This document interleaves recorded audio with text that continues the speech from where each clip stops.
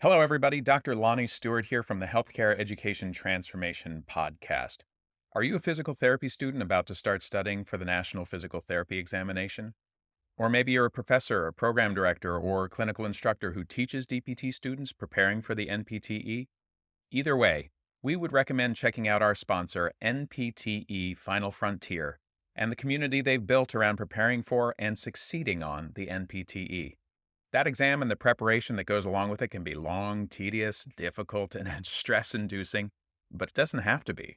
NPTE Final Frontier has the tactics and resources to help address all of the usual barriers.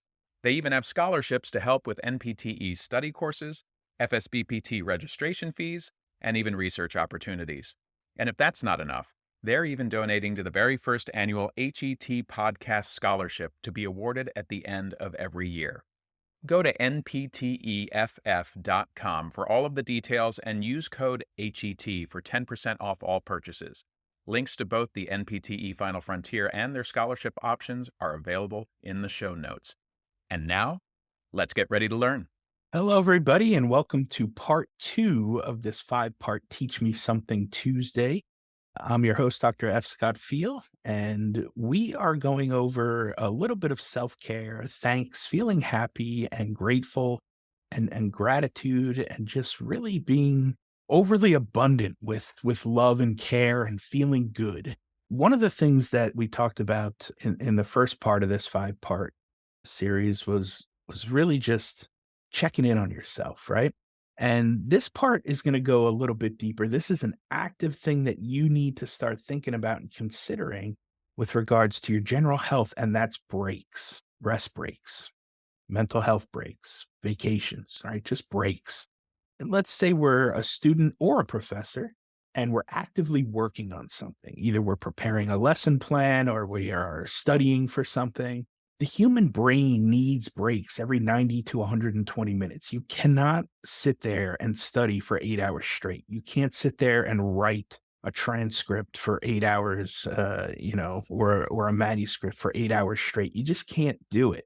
The brain needs a break. It needs to rest. And when we do that, we really need to take a disconnection break. We need to get up, move around, walk around, go outside, get some fresh air, get some sunlight, some vitamin D, but it has to be a quality break. You can't just say, all right, I'm done studying for a few minutes. I'm going to go scroll social media for a while, right? Put the phone down, do something, get outside, but actively disconnect from what it was you were doing. Let the brain take it all in. Let the brain think over and reflect on what we were just doing, and really try to boost your mood, your focus, your energy, and that motivation to get back to work and continue to progress and continue to accomplish things, right?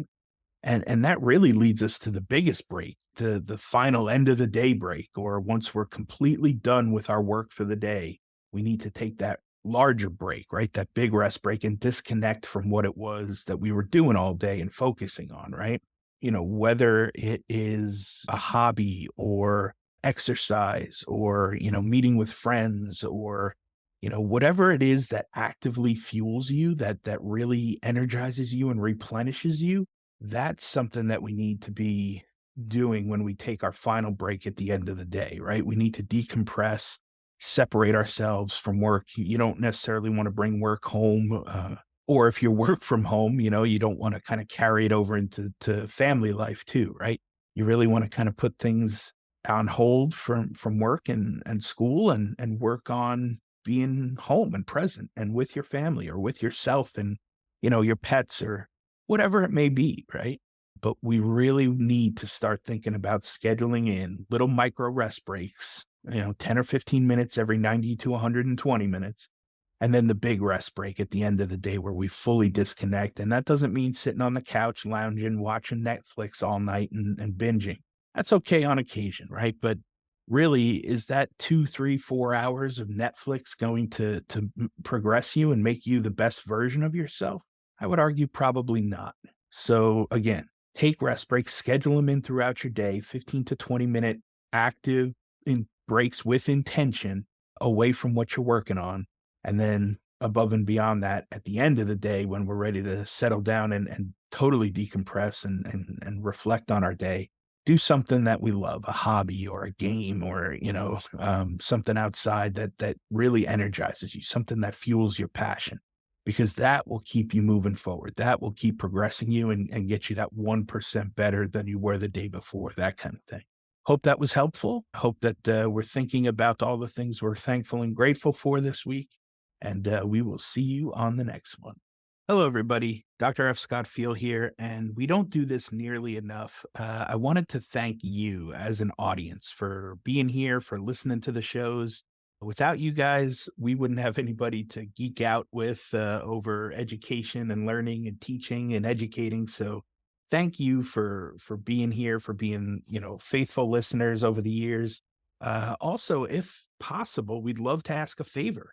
We don't do this often, but if you could leave a rating and a review on Apple Podcasts or Spotify or wherever you listen to this podcast, we would greatly appreciate it. It helps boost our rankings and our algorithm and really just helps get this message out to more people out there in healthcare education who may need, some of the episodes and the experts that we interview. So if you could, like I said, leave a rating and review, we would greatly appreciate it. And we will see you on the next show.